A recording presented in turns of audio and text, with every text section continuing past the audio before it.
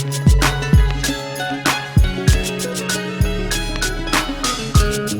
to be here. Thanks for having me. Najee, thanks for having me. And Jared, thanks for giving me my first interview on WPFW a while back. I spent about 15 years working on this project. Started this project in December of 1994 when I was writing a political novel using a character based on the Shakurs. I'm based on a Black Panther, and the Shakurs were the leading Black Panthers. And I saw that Tupac was shot in a recording studio lobby, and the Washington Post had another strange twist. The same cops that arrived at that scene were the first to arrive at his sexual assault scene a year earlier. And so I called up his lawyer, Michael Treef Warren, an excellent human rights lawyer in New York, and that was Tupac's trial lawyer, and I said, do you think the FBI is targeting him, or the cops and FBI are targeting him like they targeted his Black Panther parents? And he said yes, and no one's writing about it. So I ended up publishing a local article on it, and an article in a local magazine, and then finally in 1999 a national magazine finally published this article, and when I did that, people close to him asked me to turn it into a book. So I spent off and on that much time researching all the information you're going to see here. That included hundreds of interviews with people close to him, like his business manager, Watani Tayahimba, you'll see in a few minutes. Again, his trial lawyer, Michael Warren, people of that nature. I did a Freedom of Information Act request, and they told me, incidentally, they weren't supposed to, but they told me there was over 4,000 pages in Tupac's FBI file, and I paid for those pages, but they only sent me 99 of them, they said, for national security reasons. Okay, just for the sake of legitimacy, Fred Hampton Jr. contributed an afterword to the book.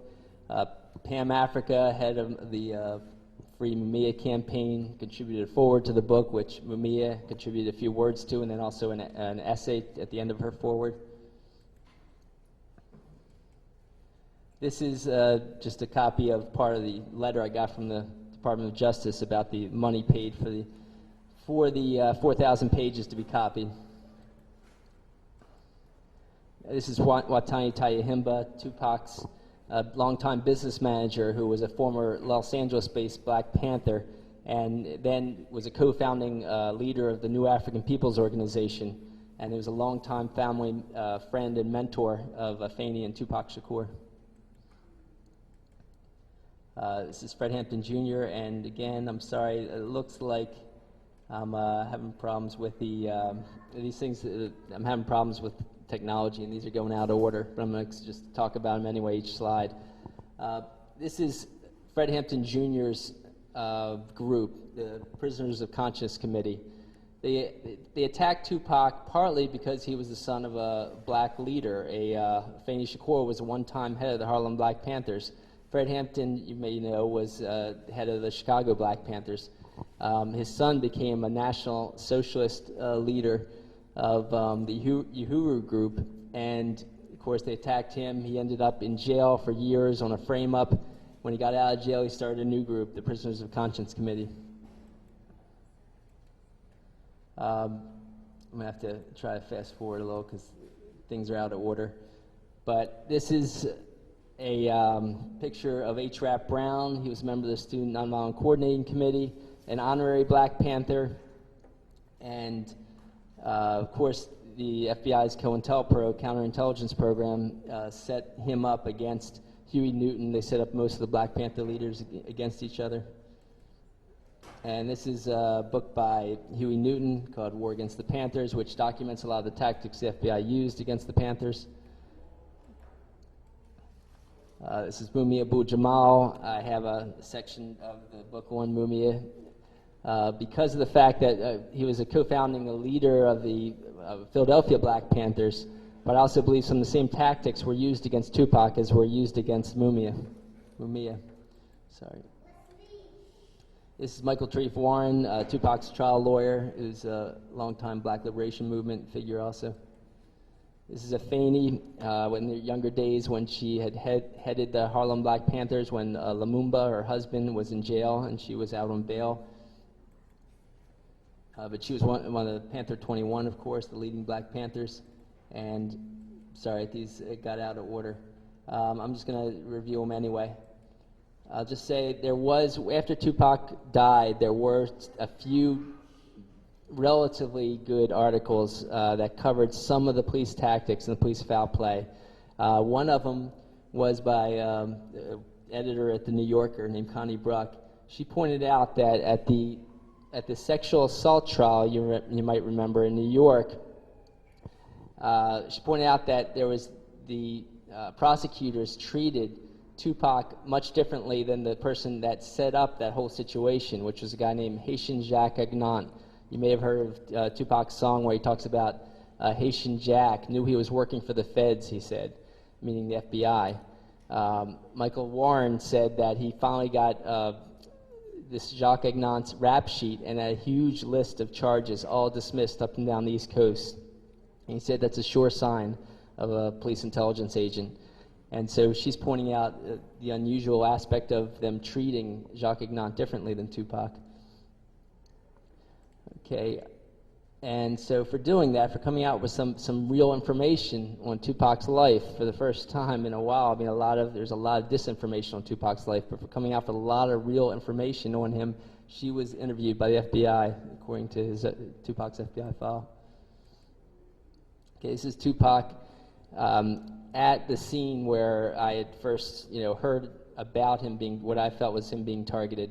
This was right after he was shot 4 times in a New York recording studio lobby.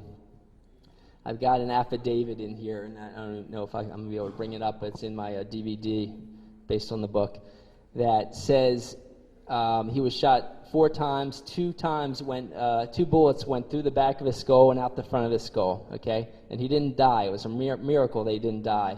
But this was obviously an assassination attempt, okay? And I'll tell you a little more about his life to say why assassination. I use the word assassination. But they were trying to kill him. This wasn't a random mugging like all the press said. The police came to the investigation scene, and the security guards, according to a mainstream published book, security guards offered them the security camera, a videotape of this whole incident, and they refused it and closed the case. Okay, so the police, knew what was going on with that. This is Lumumba Shakur, a founding member of the Harlem Black Panthers and Afeni's first husband. Now, in my book is subtitled U.S. Intelligence's Murderous Targeting of Tupac, MLK, Malcolm, Panthers, Hendrix, Marley, rappers, and linked ethnic leftists. I'd like to say, we shouldn't separate these incidents. They're all under the umbrella of U.S. intelligence targeting for radical activism, good activism, I should say, good radical activism to help the general population. So I have a chapter, and this man, William Pepper, was a friend of Martin Luther King's before he died. He was a journalist then. He became a lawyer after that. He ended up doing about a 20-some-year investigation and came out with many of the tactics that were used by U.S. intelligence to assassinate Martin Luther King. He also represented the Martin Luther King family in a historic trial in 1999, which most of you probably never heard of because it was so buried by mainstream media. If they did cover it, they distorted it in a huge way. The King family won a trial saying that against one of the co-conspirators with the government in the assassination of Martin Luther King. And in all of his research, we come up with a lot of tactics that I found were also used against Tupac Shakur's family and Tupac Shakur himself. Of course, Malcolm X was a huge inspiration for the Black Panthers, for Tupac. Him and Martin Luther King were getting very close before before Malcolm's death. Now, an undercover U.S. intelligence agent infiltrated Malcolm's group. He rose to head of security, and he was the first person to arrive at Malcolm X's body when he was assassinated. Now, William Pepper showed that the first person to arrive at Martin Luther King's body was also an undercover agent, a military intelligence agent named Merrill McCullough. The one that first came to Malcolm X's body was named Eugene Roberts. He ended up staying undercover to the point that he then became part of Afeni Shakur's New York Black Panthers and framed them, and then in court came out as an agent and testified against the Panther 21, Afeni and her fellow Panther 21. So he revealed himself. Merrill McCullough never revealed himself, but right after Martin Luther King's assassination, where they have a picture of him at his body, the first person at his body to check on life signs and make sure the assassination worked, he got promoted to the CIA after that incident, after the assassination of Martin Luther King. So.